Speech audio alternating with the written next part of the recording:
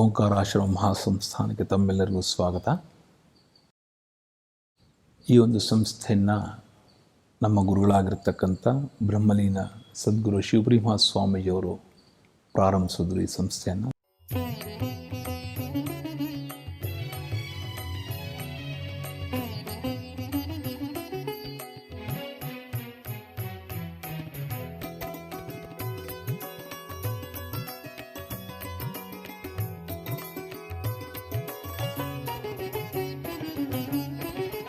ಎರಡು 2000ನೇ ಇಸ್ವಿನಲ್ಲಿ ಜ್ಯೋತಿರ್ಲಿಂಗದ ದೇವಸ್ಥಾನದ ಕಾರ್ಯ ಶುರುವಾಯಿತು.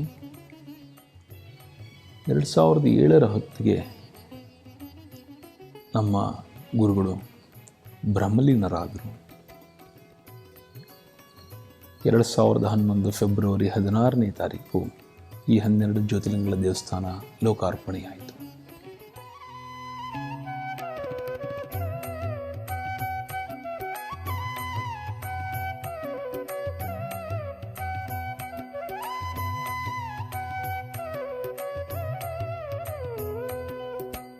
ಏಕಕಾಲದಲ್ಲಿ 12 ಜ್ಯೋತಿರ್ಲಿಂಗಗಳ ದರ್ಶನ ಜನರಿಗೆ ಆಗಬೇಕು ಅಂತ ಉದ್ದೇಶ ಇಟ್ಕೊಂಡು ಈ ಒಂದು ದೇವಸ್ಥಾನವನ್ನು ಪ್ರಾರಂಭಿಸಿದ್ರು ನಮ್ಮ ಗುರುಗಳು. ರಾಮೇಶ್ವರ ಹಾಗೂ ಮಲ್ಲಿಕಾರ್ಜುನ ಎರಡೂ ಕೂಡ ನಮ್ಮ ದಕ್ಷಿಣ ಭಾರತದಲ್ಲಿರೋದರಿಂದ ಈ ಎರಡರ ಗೋಪುರಗಳನ್ನು ದಕ್ಷಿಣ ಭಾರತದ ಶೈಲಿಯಲ್ಲಿ ನಿರ್ಮಾಣ ಮಾಡಿ, ಉಳಿದಂಥ 10 ಜ್ಯೋತಿರ್ಲಿಂಗಗಳ ಉತ್ತರದಲ್ಲಿರೋದರಿಂದ ಅದರ ವಿಮಾನ ಗೋಪುರಗಳನ್ನು ಉತ್ತರ ಭಾರತದ ಶೈಲಿಯಲ್ಲಿ ನಿರ್ಮಾಣ ಮಾಡಿದ್ದಾರೆ. ಓಂಕಾರಾಶ್ರಮ ಮಹಾಸಂಸ್ಥಾನ ಆಗಿರೋದ್ರಿಂದ ಇದನ್ನು ಪ್ರಧಾನ ದೇವತೆ ಆಗಿರತಕ್ಕಂಥ ಓಂಕಾರೇಶ್ವರನಿಗೆ ಪ್ರಾಧಾನ್ಯತೆಯನ್ನು ಕೊಟ್ಟು, ಓಂಕಾರೇಶ್ವರ ಜ್ಯೋತಿರ್ಲಿಂಗಕ್ಕೆ ನೇಪಾಳದಲ್ಲಿ ಯಾವ ರೀತಿ 4 ದ್ವಾರಗಳಿದೆಯೋ ಅದೇ ರೀತಿ ಈ ಒಂದು ಓಂಕಾರೇಶ್ವರನ ಗರ್ಭಗುಡಿಗೆ 4 ದ್ವಾರಗಳನ್ನು ಕಟ್ಟಿ, ಅದರ ವಿಮಾನ ಗೋಪುರ 108 ಅಡಿ ಎತ್ತರದಲ್ಲಿ ವಿಮಾನ ಗೋಪುರವನ್ನು ನಿರ್ಮಾಣ ಮಾಡಿದ್ದಾರೆ. ಆಶ್ರಮದ ಸುತ್ತಲೂ ಎತ್ತ ನೋಡಿದರತ್ತ ಹಸಿರು ಹೊರಸೂಸುವ ಆನಂದದ ಅವರ್ಣನೀಯ ಶ್ವಾಸವು ಮನದಂಗಳದಲ್ಲಿ ಲೀನವಾಗಿ ನವೋಲ್ಲಾಸವನ್ನು ನವಿರುಗೊಳಿಸುವಂತೆ ಗೋಚರಿಸುತ್ತದೆ.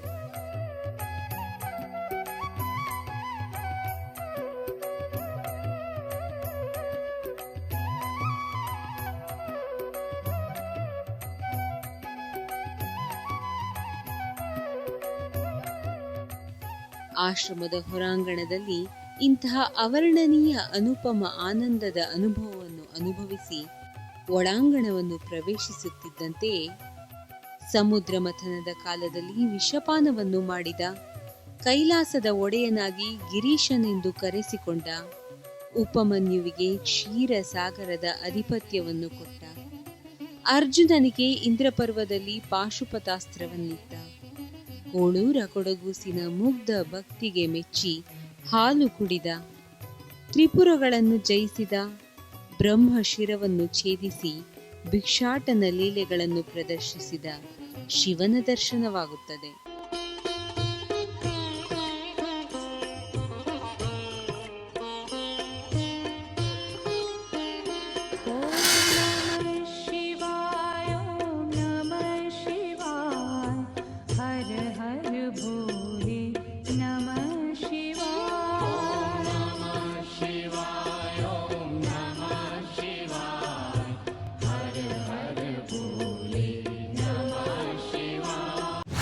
ಈ ಶಿವರಾತ್ರಿಯ ದಿನ ಬಂದಂಥ ಎಲ್ಲ ಭಕ್ತಾದಿಗಳಿಗೂ ಕೂಡ ಜಾತಿ ಭೇದ ಮತವನ್ನು ತೋರದು ಯಾರು ಬೇಕಾದರೂ ಬರ್ಬೋದು. ಅವರನ್ನು ಓಂಕಾರೇಶ್ವರನ ಗರ್ಭಗುಡಿಗೆ ಪ್ರವೇಶವನ್ನು ಕೊಡ್ತಾ ಇದ್ದೀವಿ. ಅವರೇ ಹೋಗಿ ದೇವಪ್ರಯಾಗದಿಂದ ತರಿಸಿರ್ತಕ್ಕಂಥ ಗಂಗೆಯಿಂದ ಈಶ್ವರನಿಗೆ ಅಭಿಷೇಕ ಮಾಡಿ ಈಶ್ವರನ ಮುಟ್ಟಿ ಈಚೆ ಬರತಕ್ಕಂಥ ಒಂದು ವ್ಯವಸ್ಥೆಯನ್ನು ನಾವು ಮಾಡಿದ್ದೀವಿ ಇಲ್ಲಿ.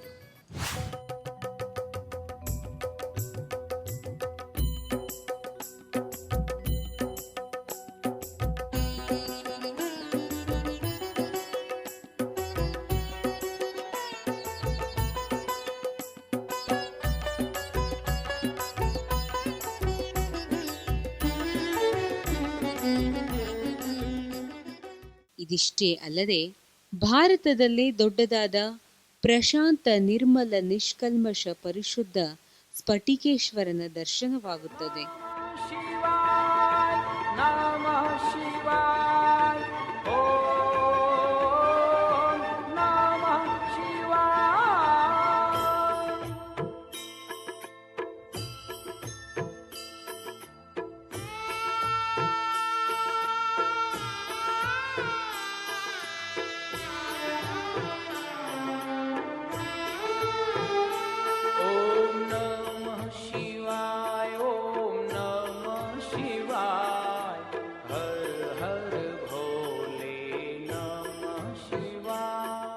ಅಲ್ಲದೆ ತಂದೆಯ ಆಜ್ಞೆಯಂತೆ ತಾಯಿ ಯಲ್ಲಮ್ಮನ ಶಿರವನ್ನು ಪರಶುರಾಮನು ಕಡಿದ ದೃಶ್ಯದ ಭಾವಚಿತ್ರವನ್ನು ಸಹ ಕಾಣಬಹುದಾಗಿದೆ.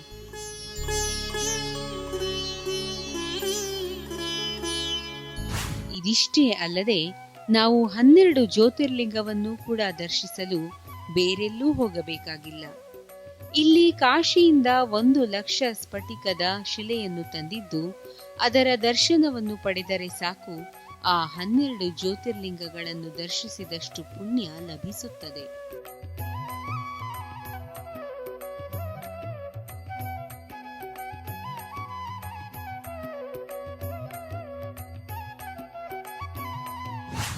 ಈ 12 ಜ್ಯೋತಿರ್ಲಿಂಗಗಳ ಮುಂಭಾಗದಲ್ಲಿ ಶ್ರೀಚಕ್ರದ ಸ್ಥಾಪನೆ ಇದೆ. ಇದು ಶಿವಶಕ್ತಿಯರ ಆಲಯವಾಗಿರತಕ್ಕಂಥದ್ದು. ಶಕ್ತಿಗೆ, ಪಾರ್ವತಿಗೆ ನಾವು ಶ್ರೀಚಕ್ರ ಯಂತ್ರವನ್ನು ಸ್ಥಾಪನೆ ಮಾಡಿ ಅದರಲ್ಲಿ ಶಕ್ತಿಯನ್ನು ಆಹ್ವಾನ ಮಾಡಿ ಪ್ರತಿಷ್ಠಾಪನೆ ಮಾಡಿರ್ತಕ್ಕಂಥದ್ದು. ಓಂಕಾರೇಶ್ವರನ ಮುಂಭಾಗದಲ್ಲಿ ಸ್ಫಟಿಕದ ಶ್ರೀಚಕ್ರವನ್ನು ನಾವು ಸ್ಥಾಪನೆಯನ್ನು ಮಾಡಿದ್ದೇವೆ. ಒಂದೊಂದು ಜ್ಯೋತಿರ್ಲಿಂಗದ ಕೆಳಭಾಗದಲ್ಲಿ 1108 ಬಾಣಲಿಂಗಗಳನ್ನು, ಚಿಕ್ಕ ಚಿಕ್ಕ ಬಾಣಲಿಂಗಗಳನ್ನು ಪಾತಾಳ ಪ್ರತಿಷ್ಠಾಪನೆಯನ್ನು ಮಾಡಿ ಅದರ ಮೇಲ್ಭಾಗದಲ್ಲಿ ಈ 12 ಜ್ಯೋತಿರ್ಲಿಂಗಗಳನ್ನು ಸ್ಥಾಪನೆಯನ್ನು ಮಾಡಿರ್ತಕ್ಕಂಥದ್ದು.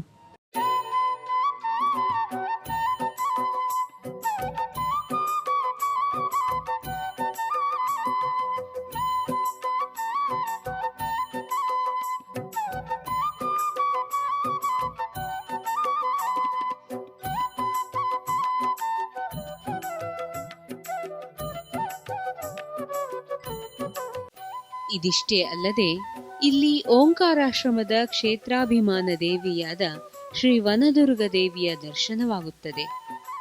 ಈ ತಾಯಿಗೆ ಅಭಿಷೇಕವನ್ನು ಮಾಡುವುದರಿಂದ ಹಲವು ದೋಷಗಳು ನಿವಾರಣೆಯಾಗುತ್ತದಂತೆ.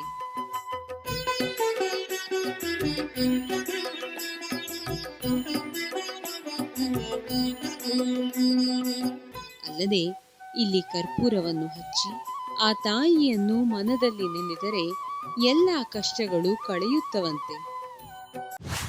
ಈ ಒಂದು ದೇವಸ್ಥಾನ, ಈಶ್ವರನ ದೇವಸ್ಥಾನ ಕಟ್ಟಲಿಕ್ಕೂ ಮೊದಲು ನಾರಾಯಣನ ದೇವಸ್ಥಾನವನ್ನು ಮಾಡಬೇಕು ಅಂತಕ್ಕಂಥ ಒಂದು ಸಂಕಲ್ಪ ಬಂದು ಮತ್ಸ್ಯನಾರಾಯಣ ದೇವಸ್ಥಾನ ಕೂಡ ಈ ಒಂದು ಆಶ್ರಮದ ಒಳಗಡೆ ಇದೆ. ಇದು ಕರ್ನಾಟಕದಲ್ಲೇ ಪ್ರಥಮ ಬಾರಿಗೆ ಮತ್ಸ್ಯನಾರಾಯಣದ ದೇವಸ್ಥಾನ ಆಗಿರ್ತಕ್ಕಂಥದ್ದು ನಮ್ಮ ಗಮನದಲ್ಲಿ. ವಿಷ್ಣುವಿನ ಮೊದಲನೇ ಅವತಾರವಾಗಿರ್ತಕ್ಕಂಥ ಈ ಮತ್ಸ್ಯನಾರಾಯಣ ಬೇರೆ ಎಲ್ಲೂ ಕೂಡ ನಿಮಗೆ ಸಿಗೋದಿಲ್ಲ. ಕೃಷ್ಣದೇವರಾಯ ಮಾಡಿದಂಥ, ಅವನ ಕಾಲದಲ್ಲಿ ಕಟ್ಟಿದಂಥ ಒಂದು ದೇವಸ್ಥಾನ ಆಂಧ್ರ ಪ್ರದೇಶದಲ್ಲಿ. ಅದನ್ನು ಬಿಟ್ಟರೆ ಬಹುಶಃ ನಮ್ಮ ಕರ್ನಾಟಕದಲ್ಲಿದೆ ಮೊದಲನೆಯದು ಆಗಿರ್ತಕ್ಕಂಥದ್ದು.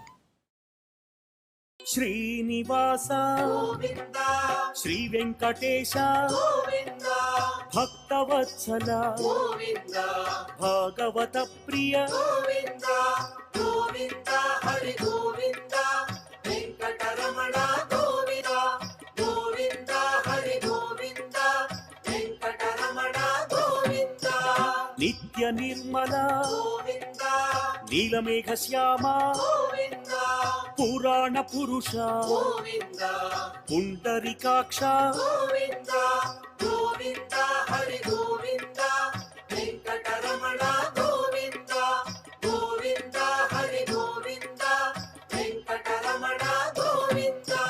ಅಲ್ಲದೆ ನಾರಾಯಣನ ಕಮಲಕುಂಡದಲ್ಲಿ 108 ಸಾಲಿಗ್ರಾಮ ಶಿಲೆಗಳಿವೆ. ಅಲ್ಲಿ ನಾರಾಯಣನಿಗೆ ಅಭಿಷೇಕ ಮಾಡಿದ ನೀರನ್ನು ಸಂಗ್ರಹಿಸಿಡುತ್ತಾರೆ. ಹಾಗೆ ಸಂಗ್ರಹಿಸಿದ ಅಭಿಷೇಕವನ್ನು ಭಕ್ತರಿಗೆ ತೀರ್ಥವೆಂದು ಕೊಡುತ್ತಾರೆ. ಈ ತೀರ್ಥದ ಸೇವನೆಯಿಂದ ಜನ್ಮ ಜನ್ಮಾಂತರದ ಕಷ್ಟಗಳು ಕಳೆಯುತ್ತವಂತೆ. ವೆಂಕಟೇಶ ನಮೋ ನಮೋ ವೆಂಕಟೇಶ, ನಮೋ ನಮೋ ವೆಂಕಟೇಶ, ನಮೋ ನಮೋ ವೆಂಕಟೇಶ. ಮತ್ಸ್ಯನಾರಾಯಣನ ಅವತಾರ, ಅವನು ವೇದೋದ್ಧಾರಕ್ಕೋಸ್ಕರ ಮತ್ಸ್ಯರೂಪಿಯಾಗಿ ಒಂದು ವೇದವನ್ನು ಉದ್ಧಾರ ಮಾಡಲಿಕ್ಕೋಸ್ಕರ ಅವನು ತೆಗೆದುಕೊಂಡಂಥ ಒಂದು ರೂಪ.